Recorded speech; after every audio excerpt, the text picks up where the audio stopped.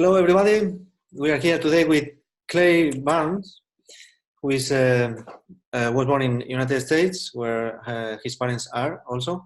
But soon he went to live to Chile, and then he spent the most of his childhood there. But since then, he has been traveling all around the world, in Latin America, in Asia, in Europe, and he has a long trajectory in trying different alternative therapies like yoga, Thai massage, Indian chants, and other things that he's going to tell us in a moment. So, if you would like to know more about Clay, follow us.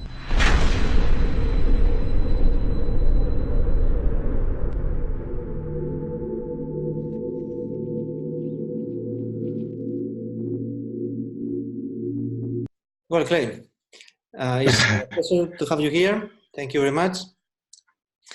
Thank you, Esteban. Let's start from if you can start explaining what is this long trajectory that you have had in alternative therapies, yoga, and all this, and also combined with all these travels all around the world. So when I was in college, I was studying music. I was studying singing and piano. And there I found yoga, or yoga found me. And so I started practicing yoga, and then got really into yoga and started studying it more in depth, and teaching yoga also, and training to become a teacher and whatnot. And then yoga brought me to Thai massage.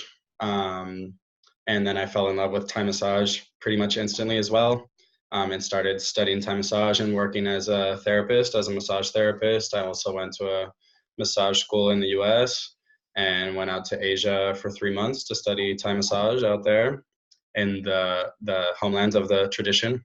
And so then for the last pretty much 10 years, I've kind of been living nomadic all over the world, and at first kind of just exploring, and then more to either study something or to work or teach a course or something. So then I also started going to the Amazon to work with the tribes there and with their traditional medicine, mostly because of some health issues that I was having, and wasn't getting any help from traditional Western medicine. So I started looking for alternative options, and that brought me there, and it has been a huge help for me with my health and my emotions and just my well-being in general. And now I'm living in Spain, studying flamenco dance here, so another thing. So now flamenco, that is very fascinating, right? Yeah. So from all these different therapies and activities, which of them, if any, do you find most compelling for you or useful, or is a combination of all of them? What do you think? Mm-hmm. For me, yeah, it's a combination of all of them. There's so many tools out there for us to use to heal ourselves and to heal other people, and to connect deeper with ourselves and kind of have that practice of self-exploration. So yeah, I couldn't tell you that one of them works better than the others. To me, there's just so many tools out there. All of it is just connected. There's a lot of different traditions out there, and I couldn't tell you that one of them has been the most impactful or is the most important to me. There's just a lot of variety out there. You know, some of these traditions are more for the body, for body healing and physical healing, and then other traditions are more for mental healing or emotional healing. And all of them are connected to me in the way that they're just using the basic elements of nature, which can be either plants for some indigenous traditions, or say, for example, in yoga, using the body and the breath and just the basic elements that we have to really provoke a radical change in ourselves and in our bodies. Interesting. And also, I wonder if from all these travels that you have done around the world, is there any specific place that are more like kind of spiritual than others, or like a place that you feel especially more comfortable in any or other way? Mm-hmm. Yeah, I'd say it's all there's just the different places. You know, to me, like the people that live closer to the earth and farther away from the cities tend to have more of a connection kind of with the spiritual aspect of life and with nature, with the plants and with the animals. So like I've seen some of the tribes in the you know, deep Amazon that live very different from us in the cities and that have a completely different perspective on life and on the world. But, you know, also in Asia, there's tribes that live very removed from the cities and from society, and Buddhist monks that live in monasteries that also have these long traditions of self-exploration and meditation. Mm-hmm. Okay. Well, I know that you are going to participate in a festival in January, 1st to 6th of January 2019 in Murcia, in Spain. Mm-hmm. And you are going to be like a trainer to participate in workshops of yoga, Thai massage, like Indian chants, and Mm-hmm. some other things. Can you describe briefly Mm-hmm. these activities that you are organizing? Yeah, so I'm very excited for the festival. We'll be doing a lot of different things. So yoga, which is just you know, a personal practice of yoga that we'll be guiding with various different types of yoga. Also, yoga for detox, a bit more power yoga, mixed with meditation and breath work.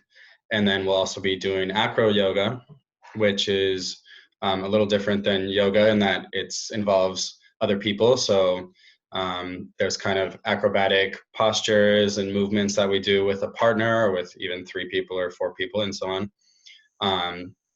And so just the difference with acrobatics and acro-yoga is that we try to bring all the elements of yoga into the acrobatics. So the breathing, the consciousness of the body, and the communication with our partner, and I'll try to do it from a place of healing and well-being and love and communication with each other.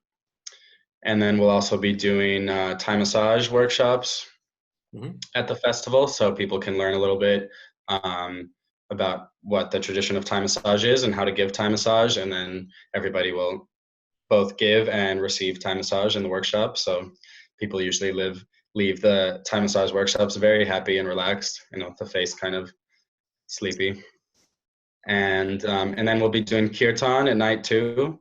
So that's kind of a celebratory singing where everybody's encouraged to sing, and the kirtan tradition is usually a call and response song with kind of sacred Indian chants, or can also, now I mix in a lot of different traditions also from South America and whatnot, but it's basically all just to awaken that sensation of devotion inside of ourselves and kind of connecting with the divine, which for many people it can be very different things, whatever that means to you personally. You just connect with that and sing to that and kind of awaken those feelings of love and devotion and joy and celebration.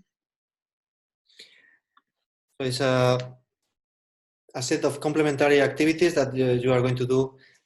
So what do you think are the benefits of the people who are going to attend this workshop? How do you think they are going to live? Well, they could leave very different than how they arrived, for sure. Even just to take 6 days away from our regular rhythm of life, which, you know, people that live in the cities have a very stressful rhythm, and pretty much never stop just to relax and rest. Even just going away into a different kind of flow can really help you relax and change your state, you know? And then all of the work that we'll be doing on our body through the yoga and the acro yoga connection with the whole group, with everybody else that's in retreat through the acro-yoga and the Thai massage. You know, a lot of times people are missing that connection with other people too in their lives. They could go the whole day and not even touch anybody else. So that can have a very profound effect on people too, having that connection with other people through the touch and through the massage, the acro-yoga. And we'll also be in a beautiful, beautiful setting there on the beach in La Manga, Murcia, and be eating delicious food the whole time that will all be helping kind of make and learning how to make really delicious traditional Spanish food also. Well, it sounds very compelling. Mm-hmm. So all since you have been doing all these kind of things, how your life has changed? In what ways? How do you see yourself different from before? Yeah, all of these different therapies have changed me a lot. I think in the beginning, just by giving me kind of the desire to enjoy life again. I think before I got involved in all these alternative therapies, I was, you know, pretty just lost and had no idea what I was doing in life and why I was here, and kind of depressed and confused. And all of these just gave me a passion for living back through the yoga and some of the indigenous traditions too, and the Amazon, and a lot of healing too for my body. You know, healing illnesses and living with constant pain too from different injuries and accidents I had as a child. Basically, I had, you know, if I didn't have these practices of yoga and massage, I think I would be miserable. Just in my body, just living constantly with pain. So it's really good also for dealing with all that. Interesting. And the chakras, that is an important part of all these practices, I think. Mm-hmm. That is the different centers of energy that we have in our body, right? Mm-hmm. Can you tell us more in detail what is the meaning of these 7 points? What do you understand about them? What is the meaning, and how you can keep them flowing? Mm-hmm. Of them? Yeah, so the chakra system, there's various different systems of the chakras throughout Asia and India. The most common one, or the system that people are most familiar with, is the 7 chakra system. So we have the root chakra, which starts at the base of the spine, and then the 7 chakras go up all the way to the 7th chakra on the crown. Mm-hmm. And each chakra has kind of a different representation of some aspect of life. So the first chakra is a lot about just existing and being present on the earth, our physical body, our sensation of belonging on the planet.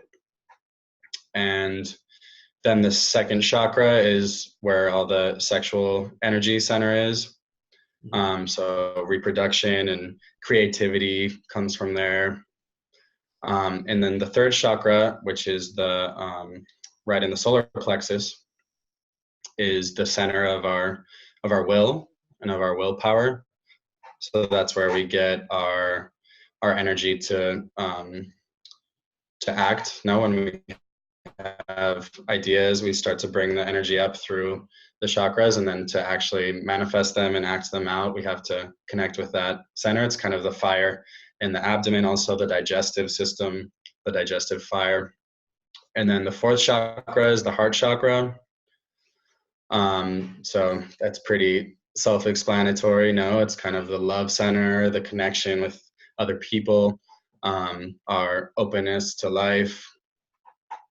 And then the 5th chakra is the throat chakra. And that chakra is all about communication, being able to speak out what we feel,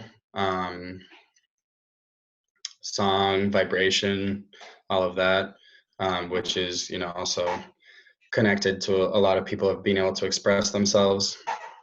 And then, sorry for interrupting. Well, go for for it. example, the indie chants, they have Mm-hmm. a lot to do with that chakra, right? Mm-hmm. Yeah, so so I'm a musician, so I'm very connected to that chakra in a way. And a lot of the kind of indigenous traditions have also been very connected with just the power of music in our life and of song, and how those can change our state of being. So a lot of people have probably heard of singing mantras or Buddhist chants, and in some of the indigenous tribes in Latin America too, they use a lot of song for healing, kind of medicinal song. So it sounds very airy fairy and out there and strange, but I've witnessed it firsthand have amazing effects on people, both with me and just witnessing other people. So to me, it's just pretty basic that, you know, song is vibration, and we're made out of water and particles and molecules, so that when we sing, we agitate those molecules and change the vibration. So it can really change our state of being through that vibration. Yeah, interesting. Okay, let's continue with the sixth chakra. So the sixth chakra is the third eye, right it. here, ding, which is kind of the consciousness center. So our thoughts, our mind, our intuition can come a lot from there, and our sight too. You know, which can be actually the physical sight, and then kind of the metaphorical sight of seeing what's beyond the physical world. And the last chakra, the seventh chakra, the crown chakra, which is usually connected to the soul or the spirit. It's kind of the gateway for the spirit.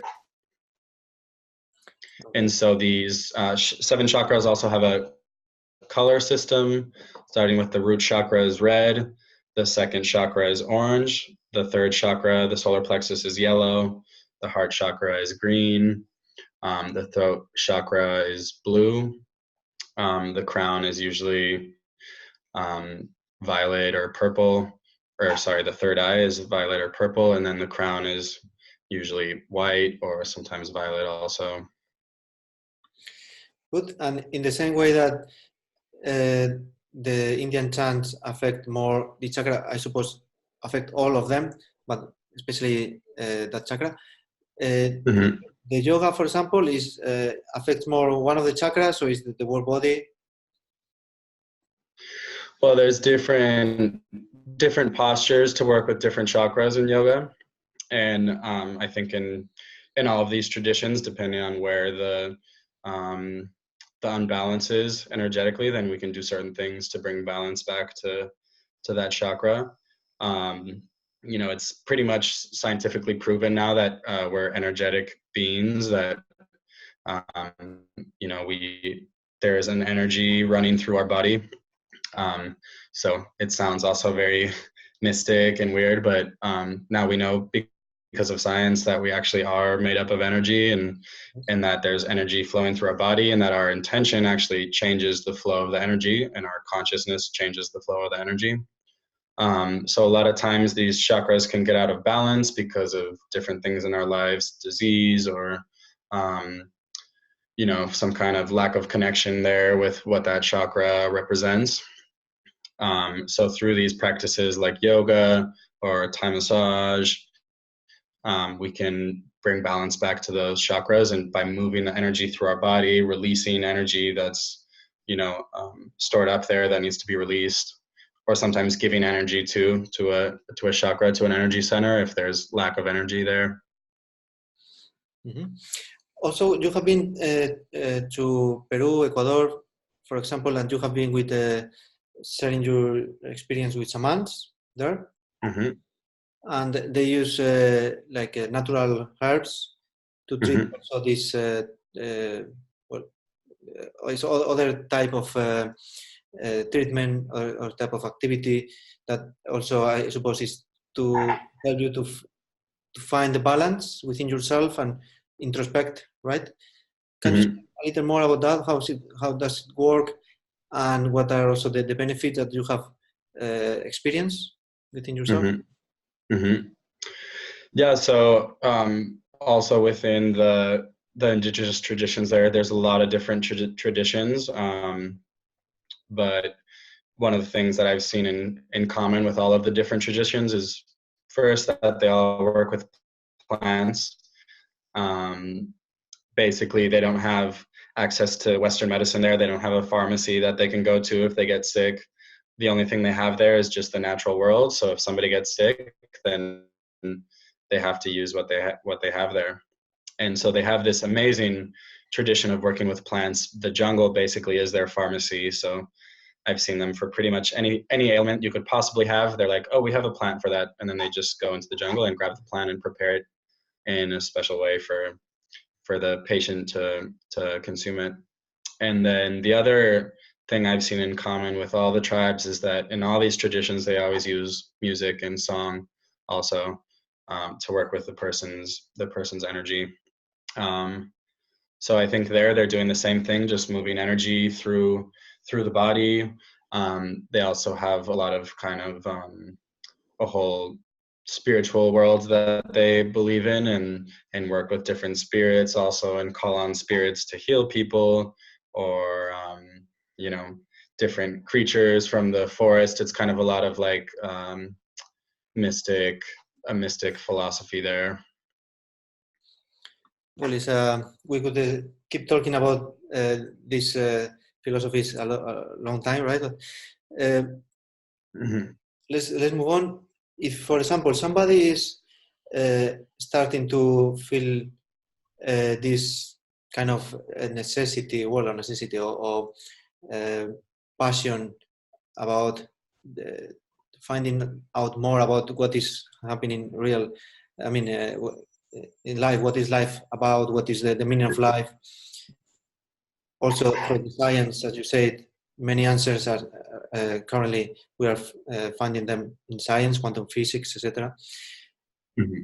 In any way, if somebody is starting a process of spiritual, let's call it a spiritual awakening, what are let's say, the steps that you recommend to them to follow? I suppose there are many paths, right? But Mm-hmm. some of the treatments that you have, about, and also some of the places in the world that might be interesting for people who are starting this process. I would Mm-hmm. mention, for example, Thailand. I found it quite spiritual. That would be, Mm-hmm. for example, a place. Mm-hmm. Mm-hmm. What are the therapies and the methods, and also the places in the world where you recommend for the newcomers to this spiritual world Mm-hmm. to start with? Mm-hmm. Well, the first thing I would say to someone starting a spiritual path is good luck, because it's definitely a hard path. You know, it's living in ignorance, I guess, is a lot easier than doing the work to be on a spiritual path, and to look at all those things that we have to look at to be on a spiritual path.